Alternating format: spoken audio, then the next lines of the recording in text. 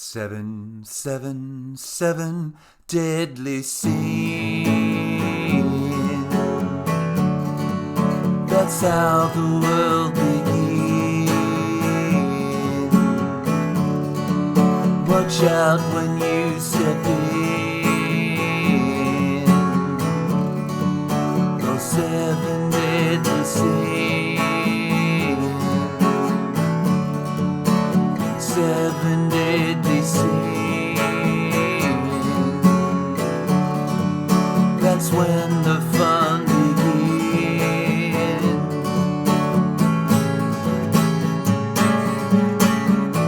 Sin number one was when you left me. Sin number two, you said goodbye. Sin number three was when you told me a little white lie. Seven deadly sins. Once it starts, it never ends. Watch out around the bend. Those seven deadly sins.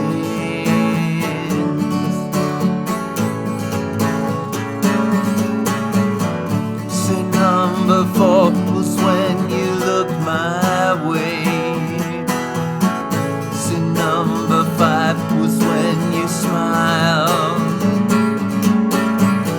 Sin number six was when you let me stay.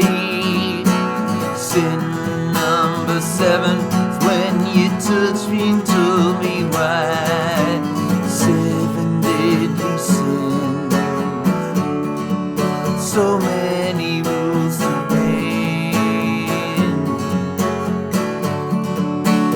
Time and time again. Those seven deadly sins. Seven, seven, seven, seven, seven, seven, seven, seven, seven deadly sins. Hey folks, another guitar lesson. This is going to be Seven Deadly Sins by the Traveling Wilburys. It's off their second CD, the Volume 3. They're so clever.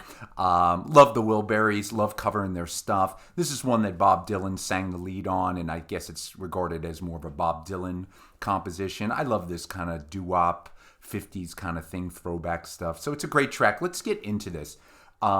So I have the guitar in standard tuning. I am using a capo on the second fret. So I think the song is recorded in the key of A major without a capo. So I've lifted up the capo onto the second fret. I'm going to play the chords in a G shape. So, of course, it would be in the key of A, but I'm going to call the chords with the capo. And I think the tuning's like a little off on the record. So if you play along, you might have to tune just a little bit. I can't remember it's up or down, but it's not quite right in tune if I recall correctly. But anyway, it's very close. So the chords are not many, and they're very standard kind of 50s changes. So we'll just go through this quick. I think the one thing here that's maybe tricky or challenging, especially to a beginner, would be the strum pattern. So again, I never pretend to teach strumming, and I don't pretend that I'm strumming it the same way the Wilburys are. But I think on this song, you kind of have to have that 50s rhythm. So something like this, right? You know, it's like...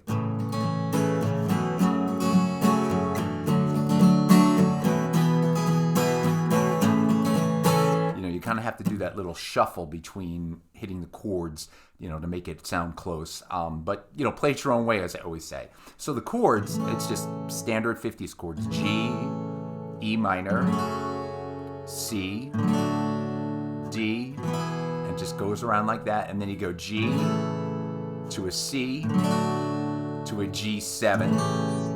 And then I'm going to add the fourth string at the third fret to that G7th. Optional. And then the middle part, sin number one, C. Sin number one was when you left me, D. Back to G, when you said goodbye, G7th. C was when you told me. I'm going to do an A7th or an A. I like an A7th. And then to a D. A little while.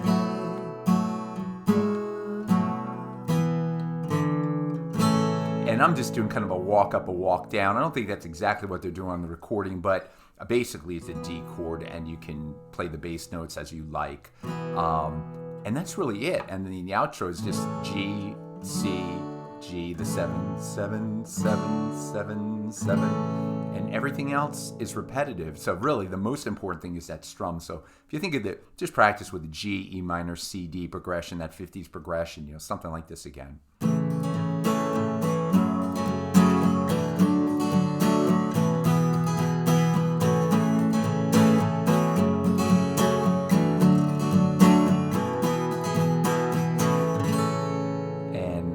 You can have fun with this one. Again, a great track from the Traveling Wilburys off Volume 3, their second record, their last record, unfortunately. I really like it too, by the way. I love them both. So folks, thank you so much for watching. I'll be posting more Beatles lessons, Traveling Wilburys, Tom Petty. You never know what you're going to get on the Judge Timbers channel. I'll see you all soon. Take care.